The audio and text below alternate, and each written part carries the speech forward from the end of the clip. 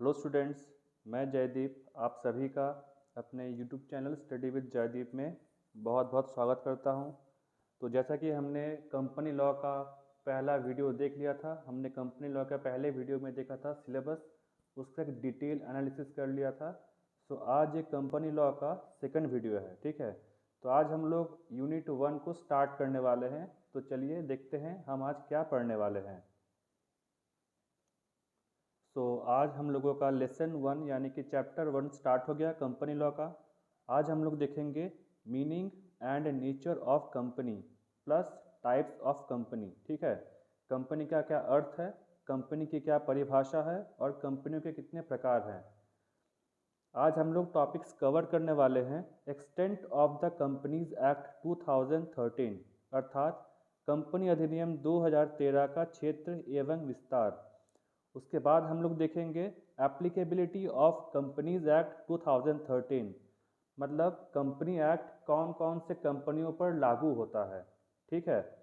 उसके बाद हम लोग देखेंगे मीनिंग ऑफ कंपनीज एक्ट। अब कंपनीज एक्ट का मतलब क्या होता है। उसके बाद है डेफिनेशन ऑफ कंपनी, कंपनी की क्या परिभाषा है। मीनिंग ऑफ कंपनी, कंपनी का क्या अर्थ है। नेचर ऑफ कंपनी, कंपनी की क्या क्या विशेषताएं होती है। And types of company. इसके बाद हम लोग कंपनियों के प्रकार को देखेंगे। तो शायद आज हम लोग ये नेचर ऑफ कंपनी यानी कि कंपनी की क्या क्या विशेषताएं हैं वहाँ तक ही पढ़ पाए, नहीं तो बहुत लंबा वीडियो हो जाएगा। कंपनी के प्रकार जो है उसको हम लोग फिर नेक्स्ट वीडियो में देखेंगे। तो आज हम लोग देख लेंगे नेचर ऑफ कंपनी, कंपनी की क्या क्या विशेषताएं होती है।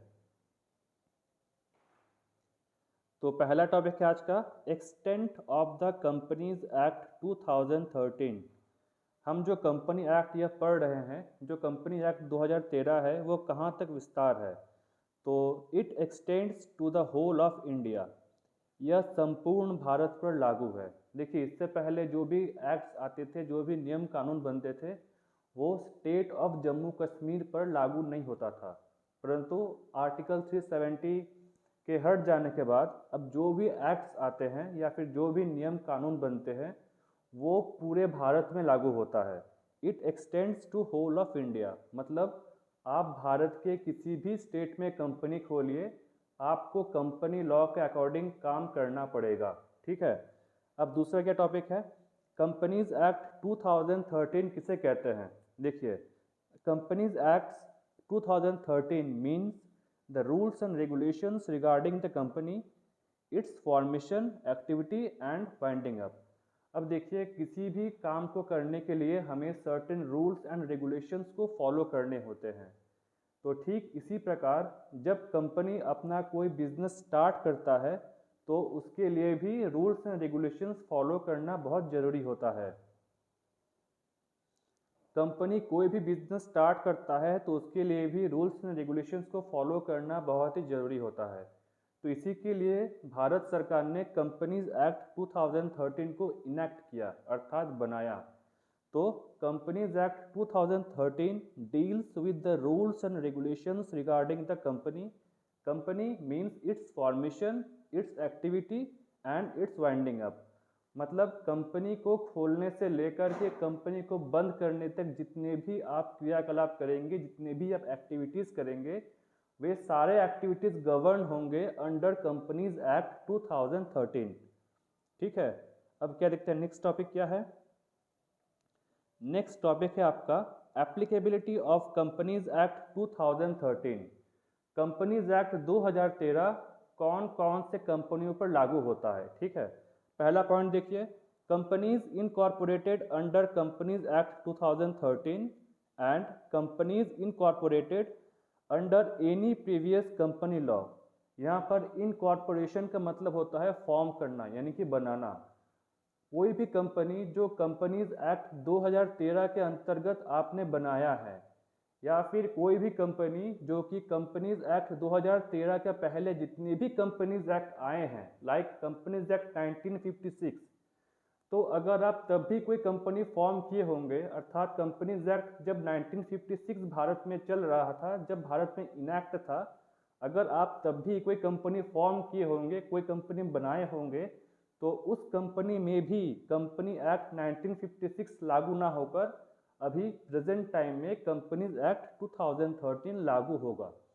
मतलब कंपनीज एक्ट 2013 के सारे रूल्स एंड रेगुलेशंस उन सारे कंपनीज पर लागू होंगे जो कंपनियां नंबर 1 क्या या तो कंपनीज एक्ट 2013 के अंतर्गत आपने रजिस्टर्ड किया है, इनकॉर्पोरेट किया है, बनाया है, या फिर नंबर 2 क्या आपने कोई भी प्रीवियस कंपनीज एक्ट के अंतर्गत आपने कोई कंपनी को फॉर्म किया है। ठीक है। अब एक और चीज़ है यहाँ पर, हाँ यहाँ पर देखिए फॉरेन कंपनीज। अच्छा, फॉरेन कंपनीज क्या है? वे सारे कंपनीज जिसका कि इनकॉर्पोरेशन भारत के बाहर हुआ है उसे कहते हैं हम लोग foreign company. All such companies incorporated outside India is known as foreign company. क्या सभी फॉरेन कंपनीज पर कंपनीज एक्ट लागू होगा? नहीं।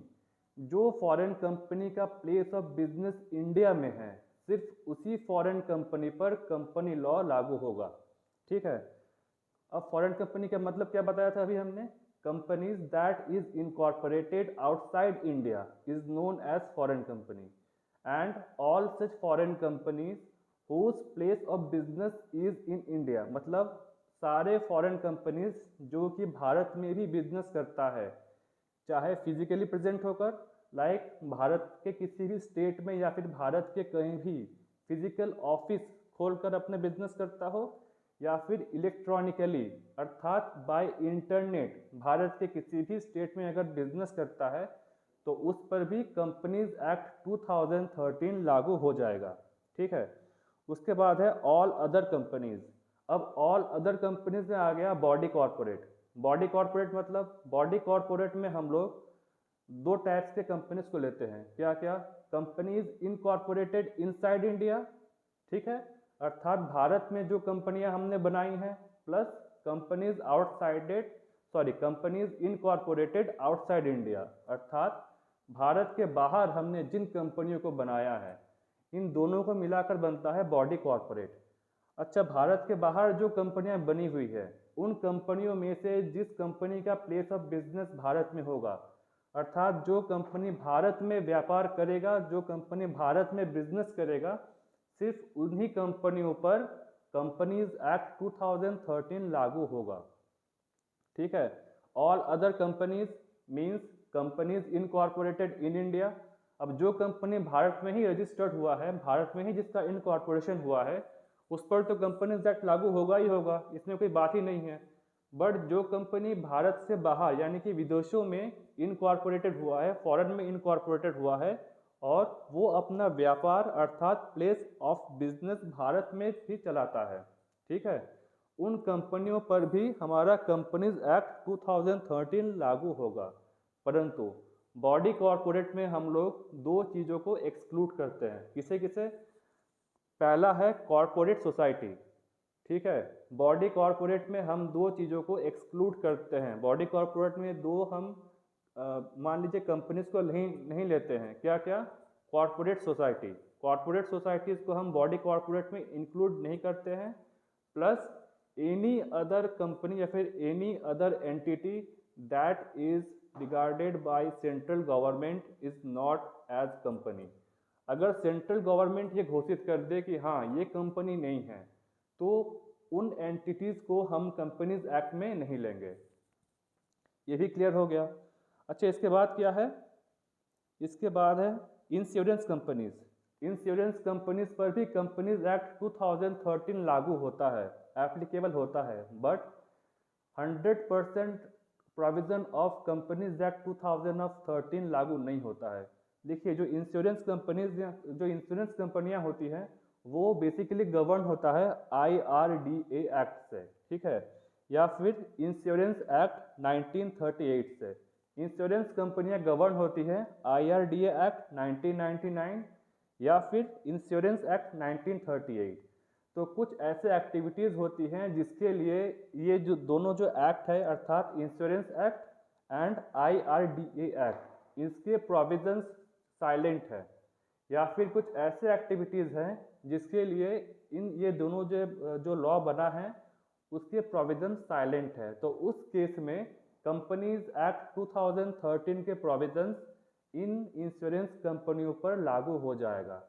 जिन जिन एक्टिविटी में इंश्योरेंस एक्ट 1938 के प्रोविजन या फिर IRDA एक्ट 1999 के प्रोविजन साइलेंट है, उन केस में या फिर उन एक्टिविटीज़ में भारतीय कंपनी अधिनियम 2013, इंडियन कंपनीज एक्ट 2013 के rules and regulations and provisions अपने आप ही एप्लीकेबल हो जाएंगे, पहली बात।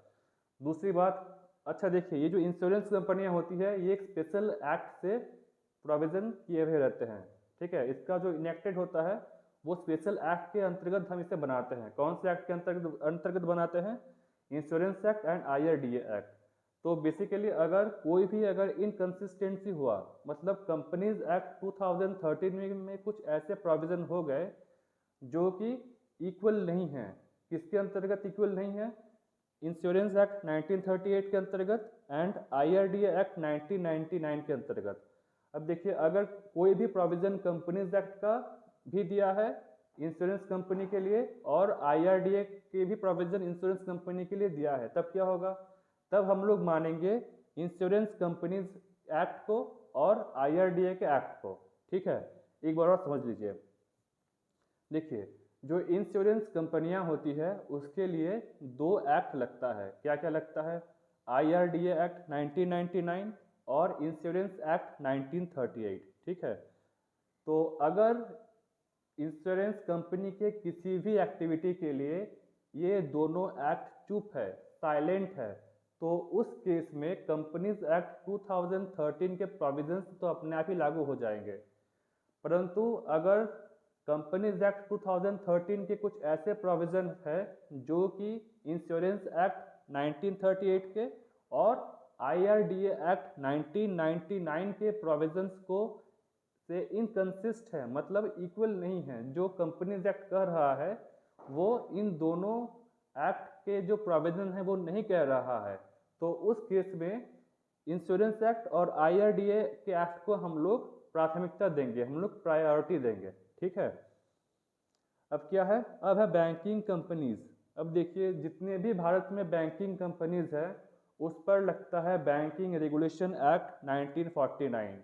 जैसा कि हमने पहले भी देखा था कि इंश्योरेंस कंपनीज के केस में क्या हुआ था। इंश्योरेंस कंपनीज के केस में ये हुआ था कि कंपनीज एक्ट 2013 के प्रोविजंस सभी लागू नहीं होंगे, कुछ ऐसे प्रोविजन लागू होंगे जो कि which is not inconsistent with the provision of insurance act और with the provision of IRDA Act. In the same way, banking companies except in so far as the said provisions are inconsistent with the provision of the Banking Regulation Act 1949, मतलब वे सारे provisions अगर banking company के किसी भी activity के लिए, ठीक है, अगर बैंकिंग कंपनी के किसी भी एक्टिविटी के लिए बैंकिंग रेगुलेशन एक्ट 1949 के प्रोविजन साइलेंट है।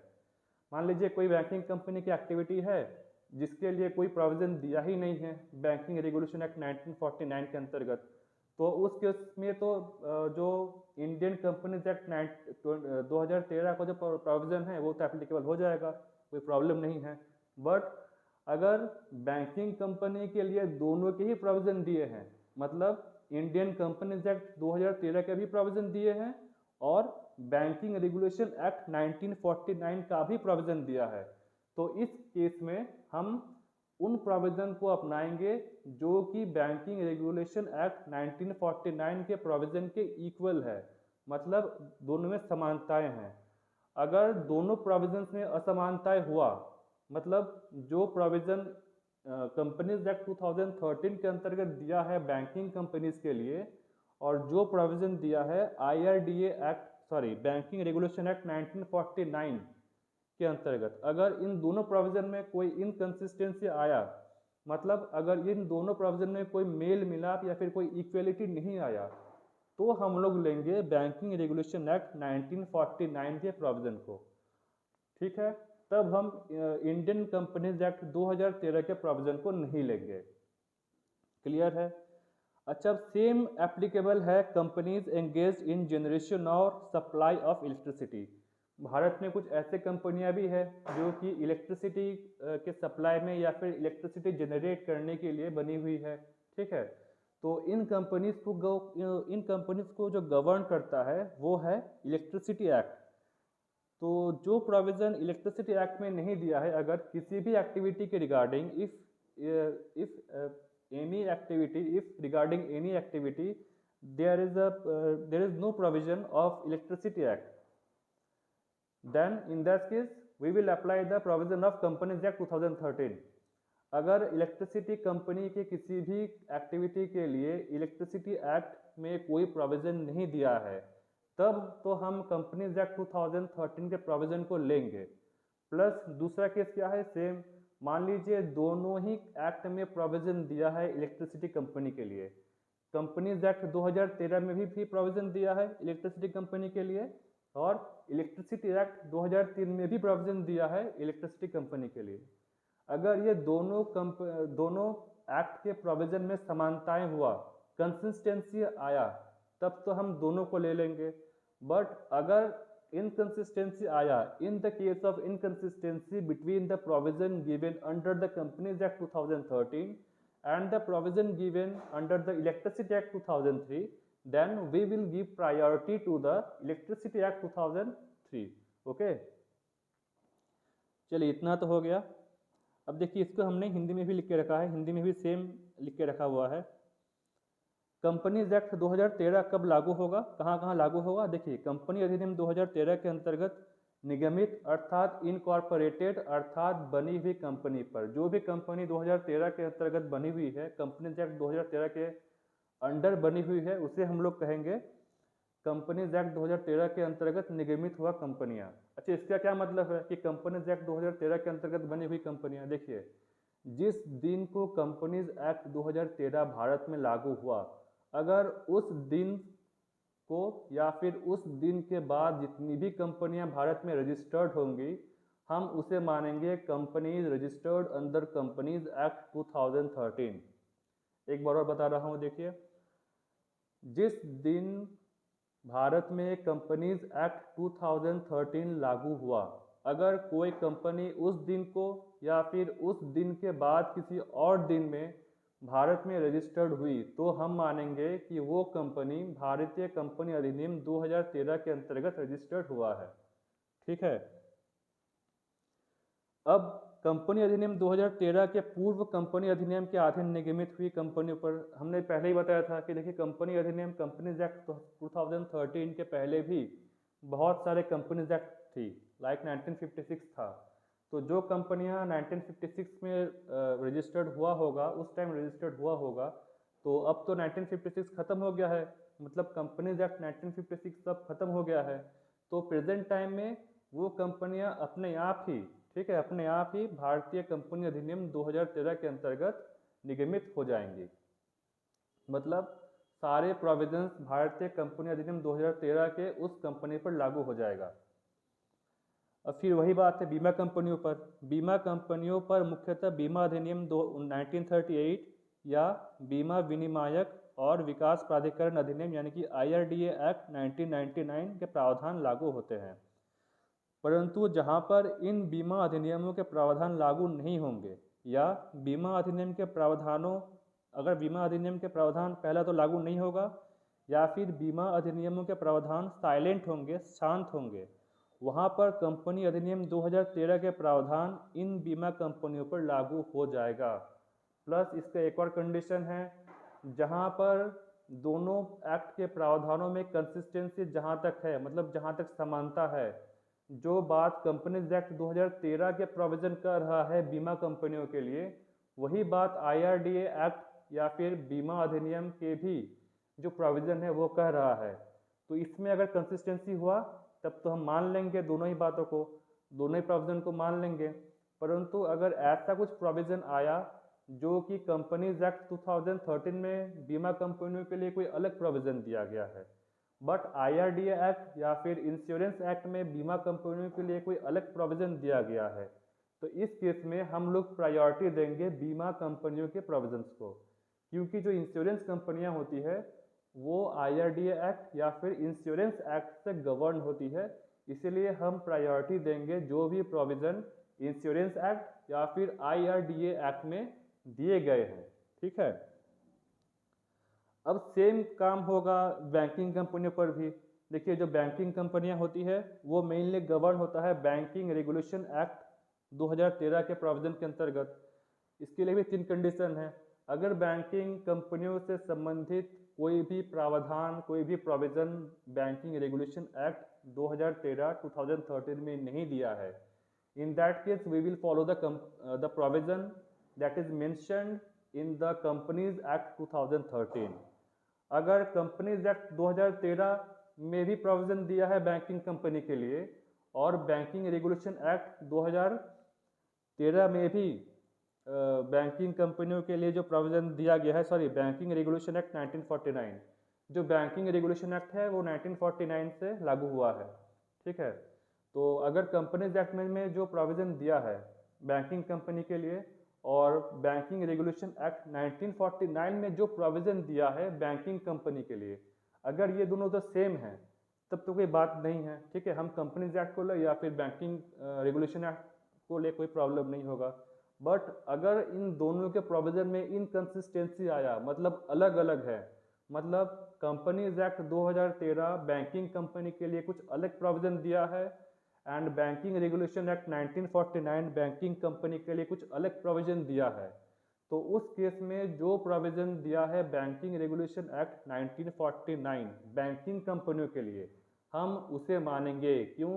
क्योंकि बैंकिंग कंपनियां गवर्न होती है बैंकिंग रेगुलेशन एक्ट 1949 के अंतर्गत, ठीक है।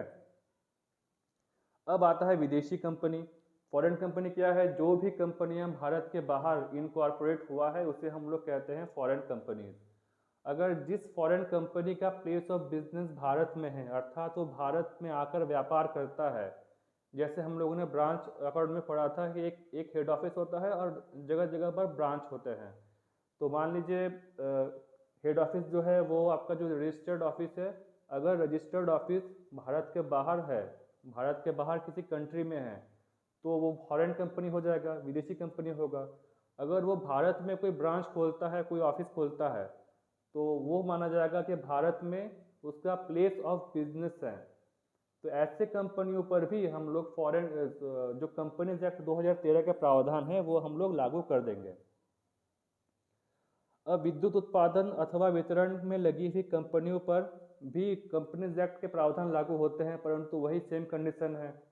क्या कंडीशन है? जहां विद्युत अधिनियम 2003 लागू नहीं होता वहां पर कंपनीज एक्ट के प्रोविजन लागू होंगे, अथवा कंपनीज एक्ट के 2013 में भी कुछ प्रोविजन दिए हैं विद्युत कंपनियों के लिए, या फिर विद्युत एक्ट यानी कि इलेक्ट्रिसिटी एक्ट 2003 के अंतर्गत भी प्रोविजन दिए गए हैं विद्युत कंपनियों के लिए।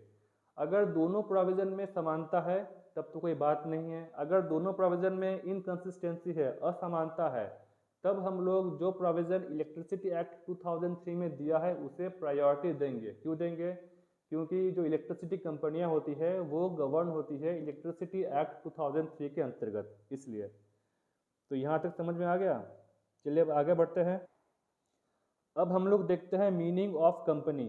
कंपनी का क्या अर्थ है? देखिए, in terms of section 220 of companies act 2013। अच्छा, एक और क्वेश्चन है कि अगर एग्जामिनेशन में सवाल आ गया तो क्वेश्चन को कैसे सॉल्व करना है, कैसे लिखना है। तो सेम इसी तरीके से लिखना है जैसे हमने लिखा हुआ है, एकदम डिट्टो ऐसे चेप देना, नंबर मिल जाएगा। अगर ऐसे नहीं चिपोगे तो घंटा कुछ नहीं मिलेगा, ठीक है भाई, घंटा ही मिलेगा, हाथ में लोटा रह जाएगा बस। चलो देखते हैं मीनिंग ऑफ कंपनी। कंपनी का क्या अर्थ है? ये एक्चुअली डेफिनेशन है, ठीक है, डेफिनेशन।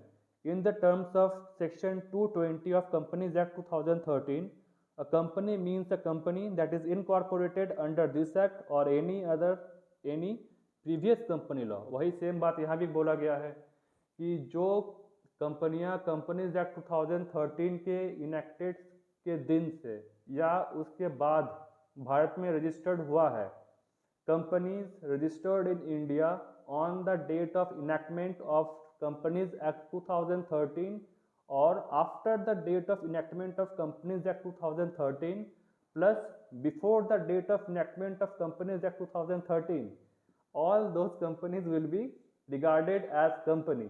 Under Companies act 2013। बाप रे, इतनी बार कंपनीज एक्ट 2013 आ गया। देखिए, जो कंपनियां भारत में कंपनीज एक्ट 2013 जब लागू हुआ था उस दिन को या फिर उस दिन के बाद रजिस्टर्ड हुआ है उसको तो लेंगे ही लेंगे, प्लस उन सारी कंपनी को भी लेंगे जो कि कंपनीज एक्ट 2013 के इनैक्टमेंट के डेट से पहले, अर्थात कंपनीज एक्ट 1956 में अगर कोई कंपनी को रजिस्टर्ड किया गया था तो उस कंपनी को भी हम लोग कंपनी मानेंगे। ठीक है, क्लियर हो गया। अब सेकंड क्या है, a company is a body corporate और an incorporated business organisation registered under Companies act 2013 और एनी प्रीवियस कंपनी लॉ। या तो कंपनीज एक्ट 2013 के अंडर वो रजिस्टर्ड हो, मतलब वही चीज़ बार बार की जिस दिन को भारत में कंपनीज एक्ट 2013 लागू हुआ था या तो उस दिन को या फिर उस दिन के बाद किसी भी दिन अगर भारत में कंपनियां बनी तो वो सारे कंपनियों को हम कंपनी मानेंगे अंडर कंपनीज एक्ट 2013। प्लस अगर कोई कंपनी जिस दिन भारत में कंपनीज एक्ट 2013 लागू हुआ है, इनेक्ट हुआ है, उस दिन के पहले भारत में रजिस्टर्ड हुई हो तो उन कंपनीज को भी हम लोग कंपनीज एक्ट 2013 के अंतर्गत ले लेंगे। अच्छा, बॉडी कॉर्पोरेट का क्या मतलब है?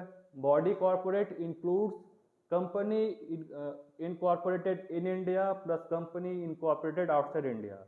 मतलब भारत में रजिस्टर्ड हुई कंपनियां प्लस विदेशों में रजिस्टर्ड हुई कंपनियां, बट इट डजंट इंक्लूड और it excludes the corporate societies, ठीक है, cooperative societies, cooperative society, cooperative society, गलत उच्चारण है, plus bodies notified by central government. Body corporate का मतलब जो कंपनियां भारत में रजिस्टर्ड हुआ है प्लस जो कंपनियां विदेशों में रजिस्टर्ड हुआ है और उसका प्लेस ऑफ बिजनेस भारत में है, इसको ये हो गया। इसमें दो चीज़ को एक्सक्लूड किया गया है, क्या क्या? कोऑपरेटिव सोसाइटी, ठीक है, और दूसरा है अगर किसी भी एंटिटी को सेंट्रल गवर्नमेंट बोल दे कि नहीं इसको तुम कंपनी नहीं मानोगे तो फिर किसी में ये दम नहीं है कि उसको फिर कंपनी माने। ठीक है, तो सभी को सेंट्रल गवर्नमेंट के हाथ में है। Central government like a godfather कि किसी को भी कुछ भी बना देता है। अगर कोई कंपनी को बोल दे कि ये कंपनी नहीं है तो तुमको मानना पड़ेगा कि हाँ वो कंपनी नहीं है, तो वही बात है। और क्या है? It is a legal entity formed by a group of individuals to engage in and operate a business commercial और इंडस्ट्रियल पर्पस। जो कंपनी है वो क्या है? एक लीगल एंटिटी ही है। इसको बनाने के लिए एक ग्रुप ऑफ इंडिविजुअल्स की नीड होती है। एसोसिएशन ऑफ पर्सन इसके लिए चाहिए होगा। ठीक है, बिना पर्सन के समूह के, बिना लोगों के समूह के हम कंपनी नहीं बना सकते। वन पर्सन कंपनी के केस में भी उसका तो डायरेक्टर बस एक ही होगा, वो उसका मालिक होगा, बट उसका जो मैनेजमेंट है उसको कौन देखेगा? क्या वही देख सकता है? उसका जो ऑडिट करेगा कौन करेगा? उसका जो शेयर इशू करेगा, ठीक है, शेयर इशू करने के लिए अगर वो शेयर इशू करता है तो उसके लिए भी कोई अलग सा लोग चाहिए। कंपनी के बिजनेस को मैनेज करने के लिए भी अलग से लोग चाहिए। तो मतलब कंपनी जो है वो एक पर्सन का एसोसिएशन है। It is a group of association और sorry it is a group of people और it is association of person. ठीक है, अकेले कोई काम नहीं हो सकता, अकेले चने घड़ा नहीं फोड़ सकता, वही बात है। हिंदी में क्या है? हिंदी में भी हमने लिख कर रखा हुआ है।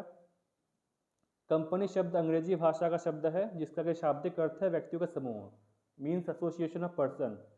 एक कंपनी व्यक्तियों का समूह है, एक कंपनी व्यक्तियों का समूह है जो किसी सामान्य उद्देश्य से, सामान्य उद्देश्य क्या? लाभ कमाने के लिए, सीधा बोलो ना, लाभ कमाने के लिए, प्रॉफिट अर्न करने के लिए ही तो कंपनियां बनती है, और किसके लिए बनती है?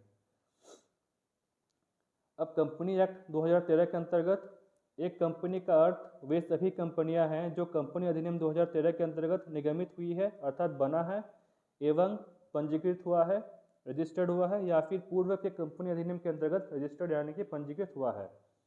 ये इसका मीनिंग था। अब ये एक डेफिनेशन आ गया प्रोफेसर हैने के अनुसार, महान आत्मा थे प्रोफेसर हैने। कंपनी विधान अर्थात लॉ द्वारा निर्मित एक कृत्रिम यानी कि आर्टिफिशियल लीगल पर्सन है जिसका कि इसके सदस्य से पृथक अस्तित्व होता है। मतलब तुम अलग हम अलग, ये कंडीशन चलता है कंपनी में। कंपनी अलग है, कंपनी के मेंबर्स अलग है, लाइक सेपरेट लीगल एंटिटी। इसके पास अपना कॉमन सील होता है, जैसे हम लोग साइन करते हैं चेकबुक में या फिर कभी भी कहीं भी साइन कर लेते हैं पेन उठाकर पेंसिल से। तो कंपनी तो अपना ह्यूमन बींग तो है ही नहीं कि कंपनी का एक दो हाथ होगा, दो पैर होगा, एक मुंडी होगा, दो आँख होगा। तो कंपनी क्या करता है, कंपनी का कॉमन सील होता है, ठीक है, कंपनी का कॉमन सील होता है, जैसे कि हिंदी में हम लोग कहते हैं सार्वभौम मुद्रा। तो कंपनी उससे काम चलाता है अपना। अब क्या पढ़ना है, अब पढ़ना है nature of company sorry, nature of company. Nature and characteristics of company. Company की क्या क्या विशेषताएं होता है। पहला विशेषता है वॉलेंटरी एंड इनकॉर्पोरेटेड एसोसिएशन। देखो तुम किसी भी पर्सन को जोर जबरदस्ती से कुछ नहीं करा सकते। कोई भी पर्सन अगर किसी के प्रेशर में आकर कोई कंपनी बनता है तो एज अ लॉ हम उसे कंपनी नहीं मानते, ठीक है। Company is association of free person. तुम किसी भी पर्सन को दबाव डालकर कंपनी नहीं बना सकते। चलो देखो क्या लिखा है। एक कंपनी एक ऐच्छिक संस्था होता है। ऐच्छिक मतलब वॉलंटरी, ऐच्छिक मतलब वॉलंटरी संस्था होता है। एक कंपनी एक ऐच्छिक संस्था होती है जो सदस्य से स्वतंत्र इच्छा से बनता है, फ्री विल से बनता है। तुम किसी को फोर्स नहीं कर सकते, तुम किसी के कनपट्टी पर बंदूक नहीं तान सकते वो और ये नहीं बोल सकते कि चल तू कंपनी बना। अगर तुम ये बोल भी दिए, अगर वो कंपनी बना भी दिया तो हम उसे कंपनी नहीं मानेंगे। इसका कि इनकॉर्पोरेशन मतलब समामेलन कंपनीज एक्ट के अंतर्गत होता है और कंपनी का अपना पृथक अस्तित्व होता है। जब कंपनी बना तो तब से तुम अलग हम अलग, कंपनी अलग हो गया, कंपनी के मेंबर्स या फिर शेयर होल्डर्स अलग हो गए, ठीक है। क्या है दूसरा, क्या है, कृत्रिम कानूनी व्यक्ति, आर्टिफिशियल लीगल पर्सन। देखो जो ह्यूमन बीइंग का जन्म होता है वो तो नेचुरल वो में होता है, ठीक है, सब जानते हैं कैसे होता है ह्यूमन बीइंग का जन्म। तो तो हाँ, जो कंपनी का जो जन्म होता है वो एज ए लॉ होता है, मतलब जो लॉ है, कानून है, वही इसका माता है, वही इसका पिता है, वही बंधु है, वही सखा है। तुम ही हो माता पिता, तुम ही हो बंधु या सखा तुम ही हो। कंपनी के लिए जो लॉ है वही सब कुछ है।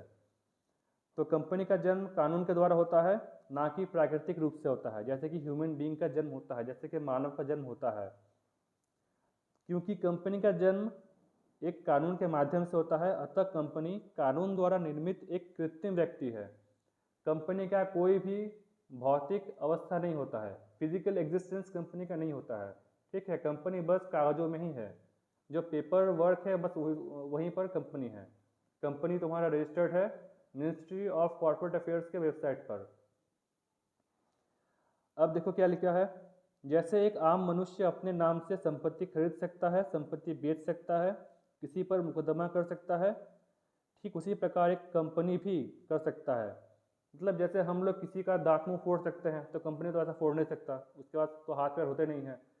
हम अपने नाम से कोई भी प्रॉपर्टी खरीद सकते हैं, कोई भी प्रॉपर्टी बेच सकते हैं, सेल कर सकते हैं, बैंक में अपना अकाउंट खोल सकते हैं, ठीक है, किसी पर मुकदमा कर सकते हैं।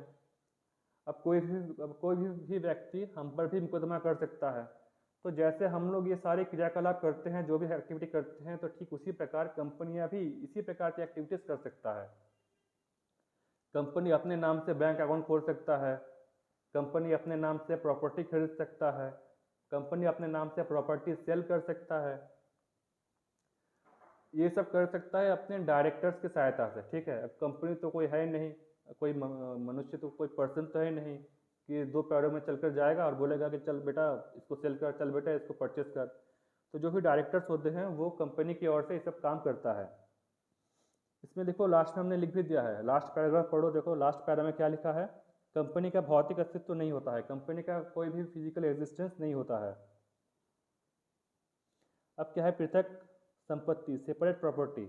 अब देखो जो पर्सन का तुमसे कोई संबंध ही नहीं है, ठीक है, जैसे कंपनी के केस में क्या है, कंपनी अलग है और तुम अलग हो।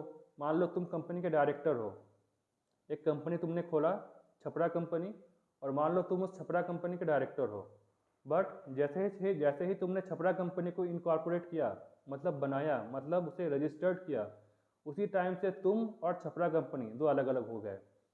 अब जो छपरा कंपनी है मतलब छपरा नाम से कंपनी, जो छपरा नाम से कंपनी तुमने खोला है, अगर उसने कोई प्रॉपर्टी परचेस किया है तो उस प्रॉपर्टी पर तुम दावा नहीं कर सकते। तुम ये नहीं बोल सकते कि इस कंपनी को मैंने बनाया है तो ये जो प्रॉपर्टी है वो भी मेरा है, नहीं। कंपनी जिस दिन रजिस्टर्ड हो गया, कंपनी जिस दिन इनकॉर्पोरेट हो गया, कंपनी जिस दिन रजिस्टर्ड हो गया, उस दिन से तुम्हारा और कंपनी का कोई नाता, कोई रिश्ता नहीं है। दोनों अलग अलग हो गए हो, दोनों का डाइवोर्स हो गया है। जैसे व्यापार और एवं व्यापारी का पृथक अस्तित्व होता है, ठीक उसी प्रकार एक कंपनी का अपने सदस्यों के साथ भी एक पृथक अस्तित्व होता है।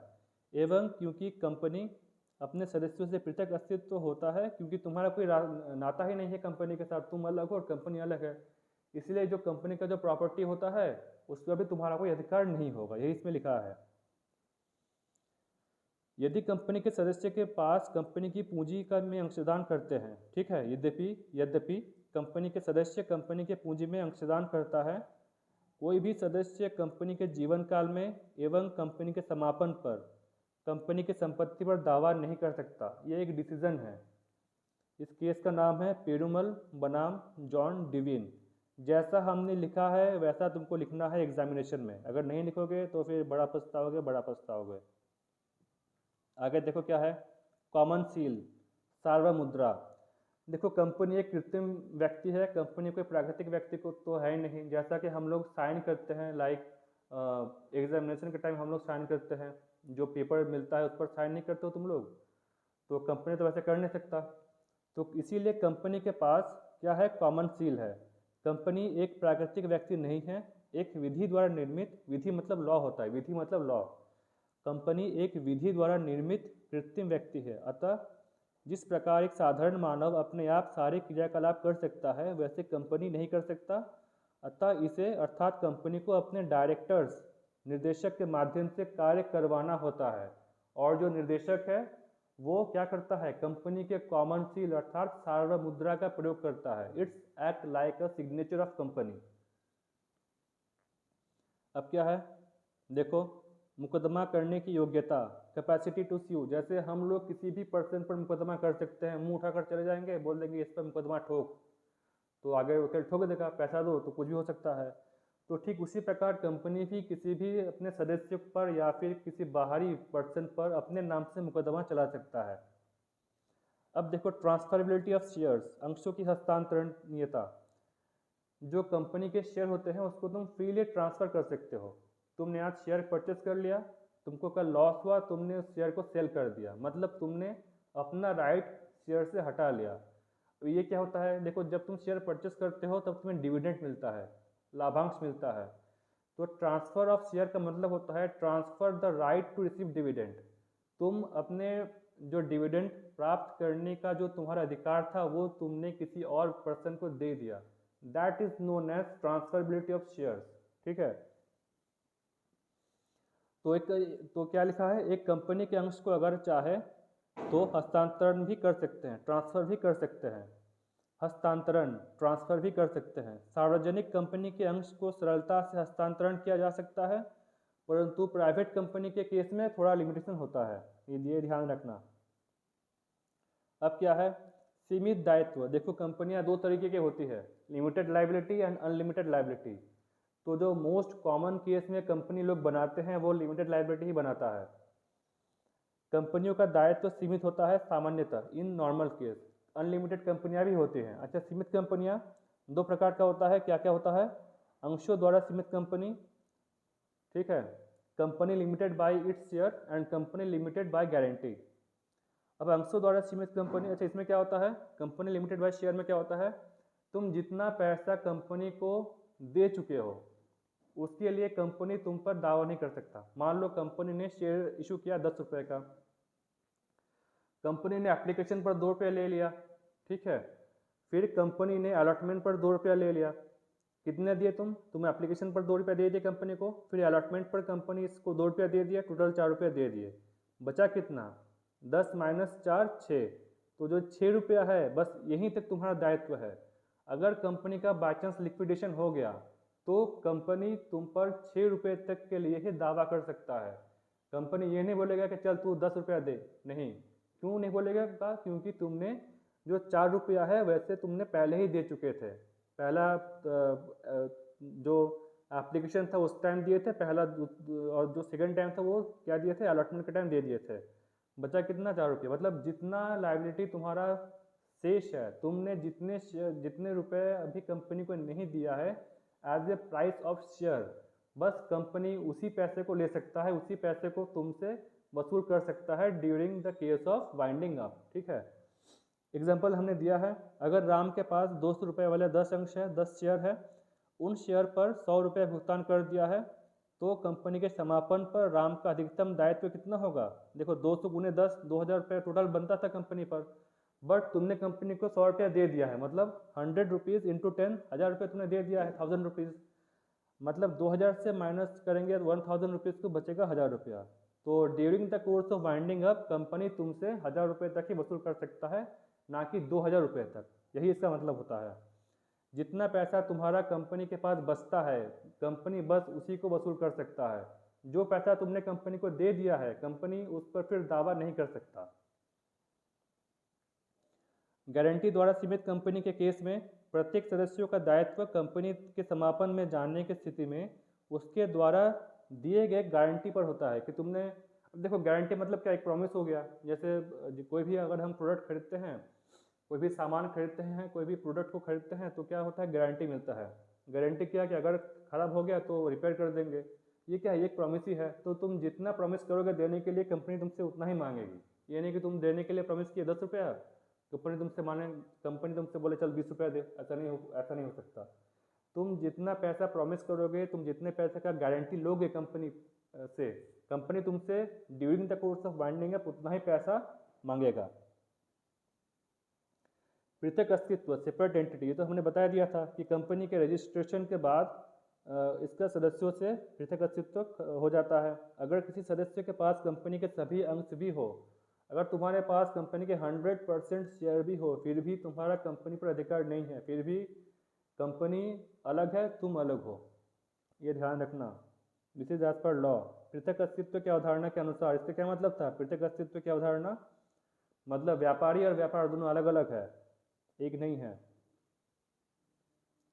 परपेचुअल ससेशन, शाश्वत उत्तराधिकार, हमने अकाउंट्स में पढ़ा था चालू व्यापार की अवधारणा, गोइंग ऑन कंसर्न, चालू व्यापार की अवधारणा। इसका क्या मतलब था कि जो बिजनेस हम करते हैं वो चलता ही रहता है, कभी ख़त्म नहीं होता है, ये हम ऐसे मानते हैं। वही इसमें बताया गया है।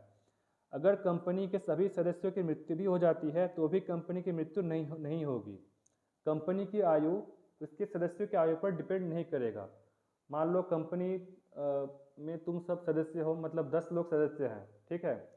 10 लोग अगर मर गया फिर भी कंपनी जिंदा रहेगा, कंपनी नहीं मरेगा। क्यों नहीं मरेगा, क्योंकि तुम लोग अलग हो, जो कंपनी के जो सदस्य हैं वो अलग है और कंपनी अलग है। इसीलिए अगर सदस्य मर जाते हैं, अगर मेंबर्स की डेथ हो जाती है, मृत्यु हो जाता है, तो भी कंपनी नहीं मरता है, जीवित रहता है। यही इसमें बताया है।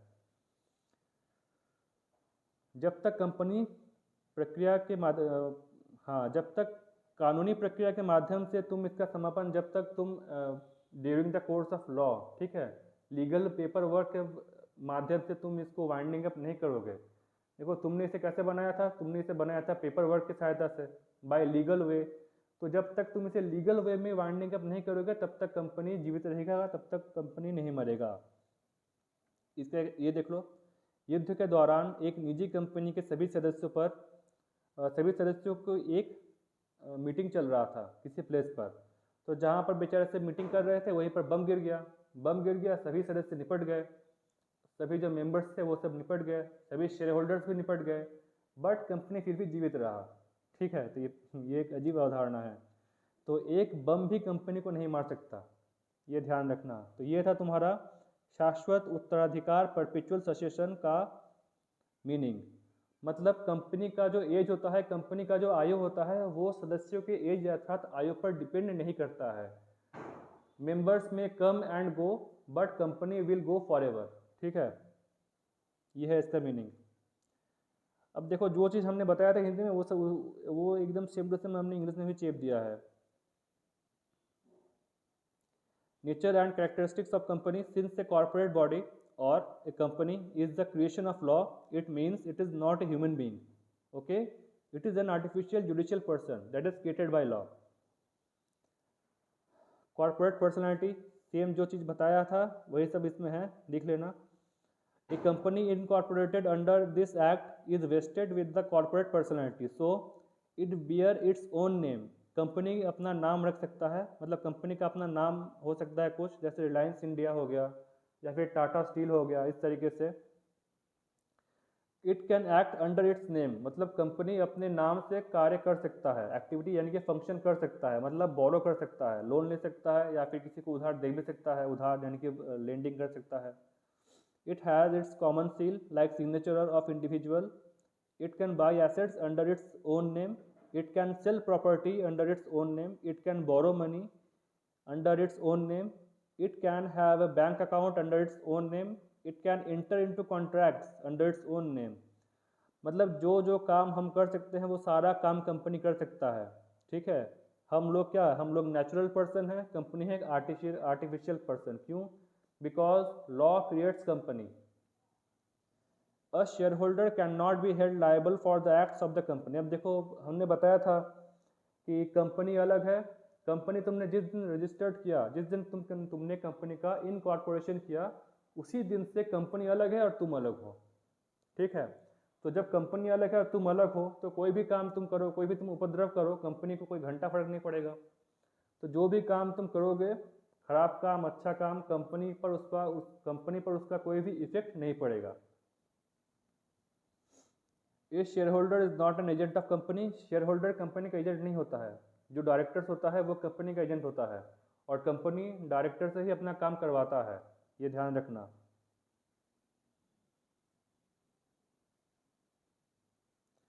Company as an artificial person तो बता चुके हैं पहले ही। A company is an artificial person created by its law. It is not a human being, but it is acts through the human being. Company एक आर्टिफिशियल पर्सन है, यह कोई भी मानव नहीं है, कोई भी लिविंग बीइंग नहीं है, परंतु ये लिविंग बीइंग से काम करवाता है। A company is an artificial person created by law. It is not human being but it acts through the human being. It is an artificial legal person because it is invisible. इसको तुम देख नहीं सकते, it doesn't have any physical existence, ठीक है। It is intangible and exists only in the contemplation of law, मतलब बस paper में ही तुम्हारा इसका नाम होगा, इसका कोई फिजिकल एग्जिस्टेंस नहीं है, जैसे कि ह्यूमन बीइंग का होता है। क्या कंपनी सिटीजन है? नहीं, कंपनी सिटीजन नहीं है, ये ध्यान रखना, एग्जामिनेशन में आया था एक बार। Company is not a citizen. Though a company is a legal person, company legal person है। क्यों है लीगल पर्सन? क्योंकि कंपनी का जो क्रिएशन होता है वो बाय लॉ होता है, इसीलिए कंपनी एक आर्टिफिशियल लीगल पर्सन है, ठीक है। It is not a citizen, ये सिटीजन नहीं है अंडर सिटीजनशिप एक्ट 1955 और under constitution of India. Case law ये लिखना बहुत इंपॉर्टेंट है, नंबर अच्छा मिलेगा केस लॉ का लिखोगे तो। इन state trading corporation of India limited versus CTO, the Supreme Court held that the State Trading Corporation, though a legal person, was not a citizen. State Trading Corporation एक legal person तो है but एक citizen नहीं है and cannot act, so the company can only act through the natural person. But it is notable that certain fundamental rights enshrined in the Constitution of India for the protection of person, like right to equality, article 14, ठीक है, right to do free trade, right to do trade freely, ये सब जो हमें मिला है, क्या इसमें जो मिला है वो सब कंपनी को भी अवेलेबल है। कंपनी सिटीजन तो नहीं है, कंपनी एक नागरिक नहीं है, company is not a citizen, company is not a नागरिक, but certain fundamental rights that is enshrined in constitution of India, मतलब कुछ फंडामेंटल राइट्स जो कि भारतीय संविधान में है, जो कि हम लोगों को दिया गया है, लाइक राइट टू, क्या दिया है इसमें, right to equality. Right to equality जो राइट है आर्टिकल 14, ये दिया है भारतीय संविधान ने हम लोगों को कि सभी को इक्वल मानना है, कोई ना तो बड़ा है ना तो कोई छोटा है, कोई जात पात का भावना नहीं रखना है। तो सारा जो ये सब है वो कंपनी पर भी लागू होगा। Section 2F of citizenship act 1955 क्या बोलता है? एक्सप्रेसली एक्सक्लूड्स द कंपनी और एसोसिएशन और body of individual from citizenship. मतलब section 2F of citizenship act 1955 में लिखा है कि अगर कोई कंपनी है या फिर एसोसिएशन ऑफ पर्सन है या फिर बॉडी ऑफ इंडिविजुअल है, उसको हम लोग सिटीजनशिप नहीं मानेंगे, उसको हम सिटीजन नहीं देंगे।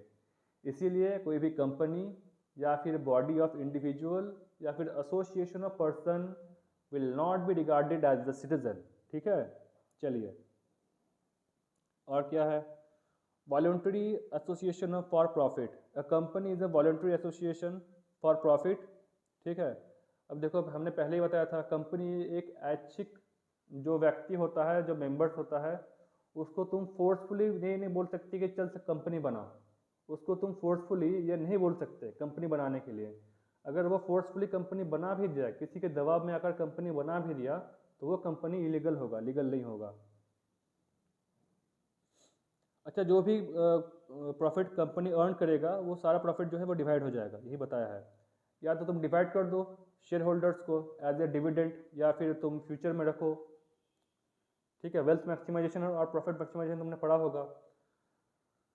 फाइनेंशियल मैनेजमेंट में दो टॉपिक है, wealth maximisation and profit maximisation. तो जो प्रॉफिट कंपनी अर्न करता है, तुम उसको या तो जो शेयर होल्डर्स है उसको डिवाइड कर दो, एज ए डिविडेंड डिस्ट्रीब्यूट कर दो।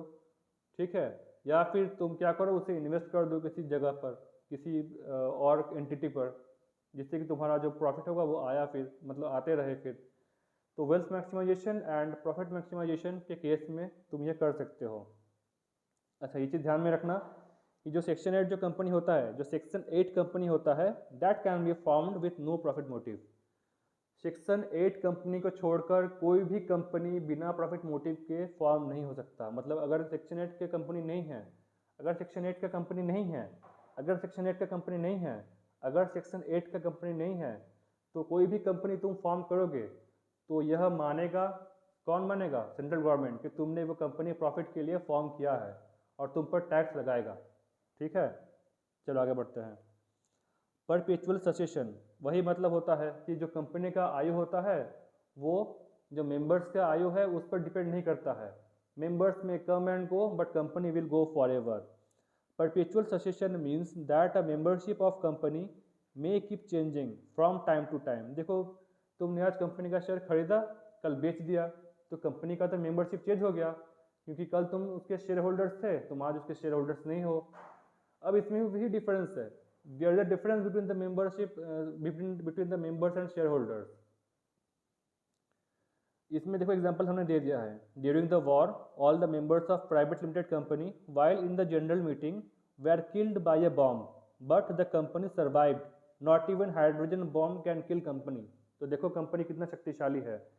तुम लोग मर जाओगे बट कंपनी नहीं मरेगा, मतलब हम भी मर जाएंगे बट कंपनी नहीं मरेगा। That's known as perpetual succession. अब सेपरेट प्रॉपर्टी, देखो कंपनी के जो प्रॉपर्टी होता है वो सेपरेट होता है। क्यों सेपरेट होता है? क्योंकि कंपनी सेपरेट है। जिस दिन तुमने कंपनी बनाया, जिस दिन तुमने कंपनी को इनकॉर्पोरेट किया, जिस दिन तुमने कंपनी का रजिस्ट्रेशन किया, उस दिन से कंपनी का अलग हो गया, तुम अलग हो गए। तुम अलग हम अलग, बस। और अगर तुम अलग हम अलग हो गए तो जो हमारा संपत्ति है उस पर तुम्हारा कोई अधिकार भी नहीं है। वही लिखा है कि company is capable of owning, enjoying and disposing the property in its own name. Company अपने नाम से या तो प्रॉपर्टी खरीद सकता है, उस प्रॉपर्टी को एंजॉय कर सकता है, मतलब उस प्रॉपर्टी से पैसे कमा सकता है, या फिर उस प्रॉपर्टी को डिस्पोज ऑफ यानी कि सेल ऑफ भी कर सकता है। केस लॉ क्या था? ये केस लॉ पढ़ लेना, याद रखना, एकदम रट लेना, एग्जामिनेशन में चेप देना। Case law RF Perumal versus H John Devin. No member can claim himself to be the owner of the company property during its existence or during the winding up, because there is a separate legal entity, because company is different and you are different। Transferability of share हमने पहले भी बता चुका है। The capital of company is divided into parts called shares. The share are said to be the movable property. Share जो है वो movable property होता है। In case of private limited company there is certain restrictions in the transferability of share। a member may sell his share in the open market। एक member जो होता है वो ओपन मार्केट में अपने शेयर को सेल कर सकता है। and realize the money invested by him। further, as of now the shares are also transferable through the electronic mode। अब तुम देखो ग्रो ऐप है, ठीक है, और भी एक और ऐप है, जीरोधा ऐप है। तो इसमें तुम क्या कर सकते हो, शेयर को इलेक्ट्रॉनिकली परचेस या फिर सेल कर सकते हो। मतलब क्या हो गया, जो कंपनी का शेयर होता है वो ट्रांसफरेबल होता है, मतलब एक जगह से दूसरी जगह जा सकता है, अपने दो पैरों पर चल के जा सकता है। याद रखना, मजाक कर रहा हूँ, दो पैरों पर नहीं जा सकता। अच्छा, company has nationality and residence. देखो कंपनी सिटीजन नहीं है, बट उसके पास क्या है, फंडामेंटल राइट्स है। कंपनी नागरिक नहीं है, वी कैन नॉट कंसिडर नागरिक a company, we cannot consider a company as a nagrik, but the certain fundamental rights that is enshrined in the Constitution of India, that is given to us for our protection, protection हमारी रक्षा के लिए, for our protection, that fundamental rights will also be given to the company। उसको भी दिया गया होगा, उसको भी दिया है अपने भारतीय कॉन्स्टिट्यूशन में। Though it is established through the judicial decision that a company cannot be a citizen of India, yet it has nationality, domicile मतलब होता है निवास स्थान, जहाँ पर तुम रहते हो, तुम्हारा घर अपना। ये केस लॉ है, केस लॉ को पढ़ लेना, ठीक है। बस आज के लिए इतना ही, बहुत टाइम हो गया, 1 घंटा बीत गया, अरे दादा। चलो तो कल कुछ और देखते हैं। अच्छा, जो ये क्लास है वो सभी के लिए इंपॉर्टेंट है, जहाँ भी कंपनी लॉ का क्लास, जहाँ भी कंपनी लॉ का सब्जेक्ट है, उन सभी के लिए ये क्लास बहुत बहुत बहुत बहुत बहुत इंपॉर्टेंट है। तो आराम से देख लेना, ये पहला क्लास था, अभी भी पूरा कंप्लीट नहीं हुआ है। टाइप्स ऑफ कंपनी छूट गया आज हम लोगों से, वो हम कल डिस्कस कर लेंगे, ठीक है। चलो भाई, गुड नाइट। चलो दीदी, गुड नाइट।